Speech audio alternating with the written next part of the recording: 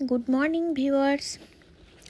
চলো আজকে আমি তোমাদের সাথে শেয়ার করে নিই আমার হসপিটাল কীরম ছিল। এই যে একজন নার্স, আমি সকাল 19 তারিখ ভোর 5টার সময় গিয়ে হসপিটালে পৌঁছই। এই যে এখানে একজন খেতে ব্যস্ত, দুপুরের লাঞ্চ।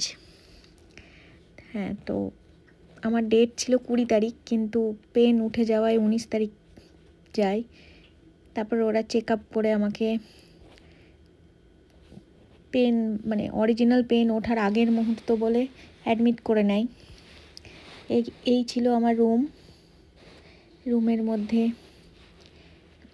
প্রথমে অন্য একটা রুমে চেক আপ করা হয় আমার, তারপর আমাকে হুইল চেয়ারে করে এই রুমে আনা হয়।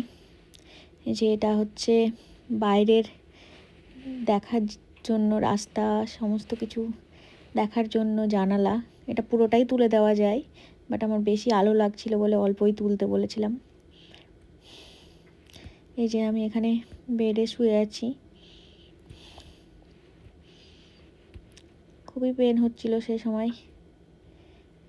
এই সময় একটু পেন আমার কমেছিল অ্যানেস্থেসিয়া দেওয়ার জন্য। এই যে এইটা হচ্ছে বেবি জন্মানোর পর তাকে সেখানে রেখে তার গা হাত পা মুছিয়ে দেওয়ার জন্য। এগুলো সব আমার বিপি আমাকে চেক করার জন্য বিপি মেশিন, এগুলো সব আমাকে আমার শরীরে ফিট করিয়ে দিয়েছে। কিন্তু ওরা আধা ঘন্টা, কোনো সময় 1 ঘন্টা পরপরই এসে নিজে থেকেই চেক করে যাচ্ছে। এবং একটা আমার বেডের কাছে ফোনও আছে, আমি চাইলে এমার্জেন্সিতে ফোন করে ডাকতেও পারি, তারা সঙ্গে সঙ্গেই চলে আসছে।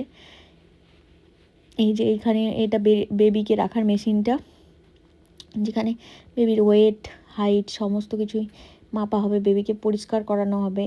এখানে আমাকে কি কখন ওষুধ দেওয়া হচ্ছে সেগুলো, টিভিও আছে এই ঘরটাতে।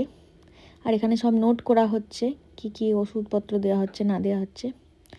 এখানে এই যে হাজব্যান্ডরা সবসময় এখানে থাকতে পারে, সেটা জানো মনে হয় সবাই। তো হাজব্যান্ডের থাকার জন্য তার টাওয়েল, খাট, খাট নয় ঠিক, তার শোয়া যাবে সোফা কাম খাট টাইপের, তার ব্ল্যাঙ্কেট, বালিশ সবই অ্যারেঞ্জ করা হয়। এখানে একটা পাশের টেবিলটাতে একটা মেনু কার্ড দিয়ে দিয়েছে, এখানে যত খুশি অর্ডার করে খেতে পারো, বিল ইন্স্যুরেন্স থেকেই আসবে। এই যে এই সময় আমার বাচ্চা হয়ে গেছে, তাকে শুইয়ে রাখা হয়েছে এই আর একটা অন্য বেসিনেটে, সেটা আবার কাঁচের, যাতে আমি দেখতে পাই।